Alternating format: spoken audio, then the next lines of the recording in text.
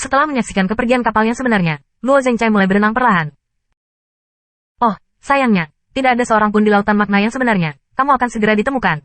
Dia tidak bisa menahan nafas. Mengapa kamu ingin bersembunyi? Luo Zheng penasaran.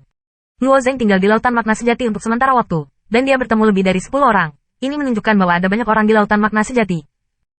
Kamu masih tidak tahu apa artinya berkeliaran di lautan makna yang sebenarnya dengan daging, katanya sambil tersenyum pada tanggal 25 September. Tidak akan lama bagi seluruh dunia ibu untuk membahas masalah ini.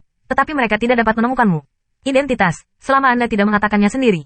Tidak ada yang akan tahu siapa Anda. Anda perlu mengingatnya. Jika tidak, Anda akan mendapatkan masalah yang tak berkesudahan. Luo Zheng sedikit mengangguk.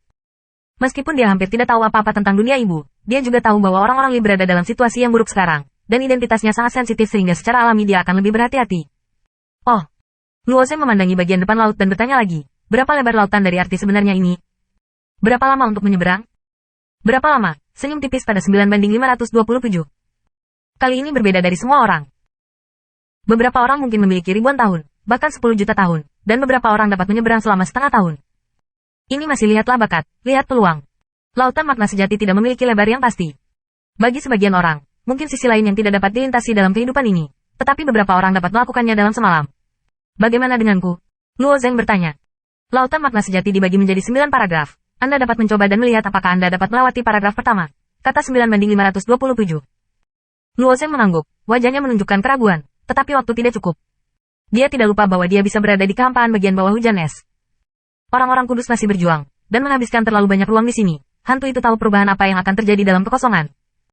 Ini tidak perlu khawatir, kata 9527. Lautan kebenaran dan dunia luar berbeda dalam laju aliran waktu.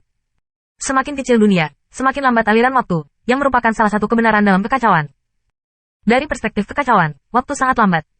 Aliran waktu lautan yang benar akan menjadi yang kedua, maka dunia ibu, maka domain dewa. Adapun aliran waktu alam semesta, itu cepat, dan dunia biasa penuh dengan Tuhan yang benar. Laju aliran waktu di lautan para dewa di alam semesta ditempatkan pada skala seluruh kekacauan, dan itu digambarkan dengan instan. Luo Zheng mengangguk, tapi dia mengubur kepalanya. Saat lengan Luo Zheng melambai lebih cepat dan lebih cepat, kecepatan kemajuannya terus meningkat, seperti ikan terbang yang bergegas ke laut, dengan cepat bergegas masuk, hanya menyisakan serangkaian belenggu yang sempit dan panjang. Namun, saat kapal-kapal yang awalnya berangkat terlebih dahulu ditangkap oleh Luo Zheng. Ming Zixiu dan orang-orang lain melihat bahwa Luo Zheng, yang dengan cepat mengejar, masih sedikit gugup, tetapi Luo Zheng cepat-cepat bergandengan tangan dengan mereka dan tidak menyerang mereka. Sangat melegakan untuk memperbaikinya. 1000 jeruk bahkan lebih memotivasi perahu mereka sendiri. Mereka sedikit lebih dekat dengan Luo Zheng. Mereka bertanya, pendahulu, mengapa Anda tidak punya perahu? Di mana Luo Zheng merawatnya? Cukup membosankan untuk berenang ke depan. Siapa yang tahu bahwa 1000 jeruk ini benar-benar memotivasi perahu untuk bergerak maju, dan bertanya, mengapa arwah para pendahulu berkeliaran di lautan makna sejati, dan tidak tertelan oleh lautan makna sejati? 1000 orangnya ini juga merupakan kekuatan besar, dan statusnya luar biasa. Ini juga merupakan favorit para tetua di istana satu hari. Dia melihat Luo Zheng sebagai orang yang baik hati, dan dia tidak mengikuti Luo Zheng. 1000 jeruk. Mingzi memperbaiki Luo Zheng tanpa mengatakan sepatah kata pun. Minum di belakang, jangan ganggu para senior. Rahasia menanyakan orang lain seperti Qian Orange pada awalnya adalah tabu.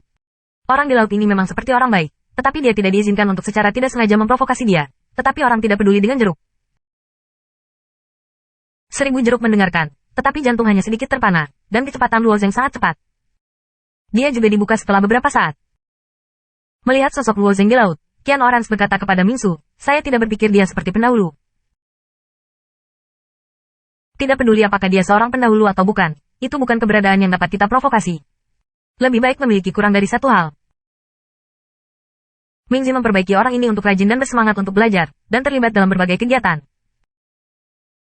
Dia dapat memahami lebih dari apa yang orang lain maksud dengan berenang di lautan makna yang sebenarnya. Saat Luo Zheng tumbuh semakin tua dan semakin dalam di lautan makna sejati, dia merasa bahwa air magma di sekitarnya semakin tebal. Panas dalam magma ini tidak menyebabkan masalah bagi Luo Zheng, tetapi perasaan pegal semakin kuat dan kuat. Setelah beberapa jam, setiap kali dia berenang, dia merasa ada banyak duri menusuk tubuhnya. Nyeri ini tidak nyata, setidaknya tubuhnya belum mengalami kerusakan, tetapi cukup untuk memperlambatnya. Semakin dan semakin sulit, kata Luo Zheng sambil mengerutkan kening. Sudah sangat bagus, sama-sama tersenyum pada jam 9527. Orang-orang di belakang sudah hampir menyerah. Jauh di belakang tubuh Luo Zheng, mereka yang benar-benar berlayar perlahan, tampaknya lebih sulit daripada Luo Zheng. Apakah itu 1000 jeruk, atau perbaikan yang jelas, yang atau orang lain mengepalkan gigi mereka. Tes ini bukan air magma yang tebal dan padat, tetapi sebuah badai. Badai ini dapat menembus jiwa dan menerbangkan perahu. Kebanyakan orang akan masuk ke lautan magna sejati untuk pertama kalinya. Pergi.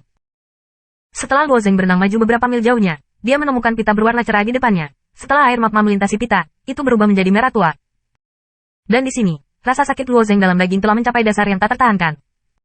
Dia merasa tubuhnya kaku, dan bahkan jika dia mencoba yang terbaik untuk memaksa tubuhnya tidak mendengarkan.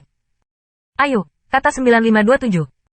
Setelah paragraf pertama, tekanan akan berlipat ganda, tubuhmu tidak tahan, dan ada kemungkinan runtuh seperti jiwa para dewa. Luo Zeng mengangguk, ini akan meregangkan tubuh dan mengapung di laut, yang dapat meringankan tekanan pada tubuh. Lalu dia bertanya, terengah-engah, bagaimana saya meninggalkan lautan niat sejati? Aku akan mengajarimu, kata sebuah senyuman pada tanggal 25 September. Lautan makna sejati ini dapat dikatakan sebagai fantasi nyata, ingin pergi darinya, mungkin beberapa keterampilan khusus. Segera. Luo Zeng hanya merasakan putaran, dia sekali lagi berada di lautan api, dan gadis bermata merah melayang di depan dirinya, menatap dirinya dengan mata yang benar dan polos hari itu.